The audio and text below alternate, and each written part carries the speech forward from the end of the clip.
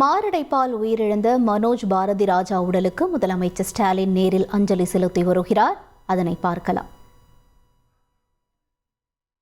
கூடுதல் தகவல்களை செய்தியாளர் சதீஷ் முருகன் வழங்கிட கேட்போம். சதீஷ் முருகன், வணக்கம். முதலமைச்சர் வருகை தொடர்பாகவும் அஞ்சலி செலுத்தியது தொடர்பான தகவல்கள் என்ன? வணக்கம். நேற்று இரவு பாரதி ராஜாவின் மகன் மனோஜ் உடல்நலக் குறைவு காரணமாக மரணமடைந்திருந்தார். அவரது உடல் நீலாங்கரில் இருக்கக்கூடிய அவரது இல்லத்தில் பொதுமக்கள் பார்வைக்காகவும் அதே போல திரைத்துறையினர் அரசியல் பிரபலங்கள் பார்வையிடுவதற்காகவும் அஞ்சலி செலுத்துவதற்காகவும் வைக்கப்பட்டிருக்கிறது.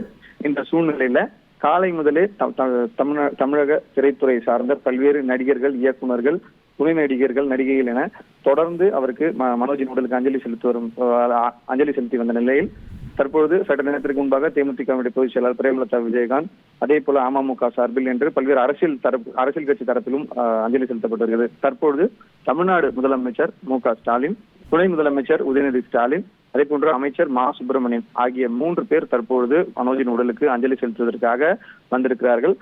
அவரது உடலுக்கு மலர் வளையம் வைத்தும் மாலை அணிவித்தும் இந்த அஞ்சலி செலுத்தும் நிகழ்வானது நடைபெற்றுக் கொண்டிருக்கிறது. மிகுந்த சோர்வாக இருக்கக்கூடிய இயக்குனர் பாரதி ராஜா, மனோஜின் தந்தை பாரதி ராஜாவிடம் முதலமைச்சர் ஆறுதலாக 2 வார்த்தைகள் மற்றும் அவரது குடும்பத்தினரிடம் பேசுவார் என்று எதிர்பார்க்கப்படுகிறது. துணை முதலமைச்சர் உதயநிதி ஸ்டாலினும் அவருடன் திரைத்துறையில் பல்வேறு காலகட்டத்தில் பயணித்திருப்பதாகவும் தகவல் வெளியாகிருக்கிறது. அதன் அடிப்படையில் அவரும் தற்போது இந்த அஞ்சலி நிகழ்ச்சிக்கு வந்திருக்கிறார், கலந்து கொண்டிருக்கிறார்.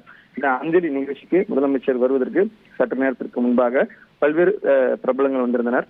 தொடர்ந்து தற்பொழுது முதலமைச்சர் மற்றும் துணை முதலமைச்சர், அமைச்சர்கள் அஞ்சலி செலுத்தி வருகின்றனர். தகவல்களுக்கு நன்றி சதீஷ் முருகன். தந்தி டிவியை உங்கள் கேபிள் டிவி ஆபரேட்டரிடம் இலவசமாக கேட்டு பெறுங்கள்.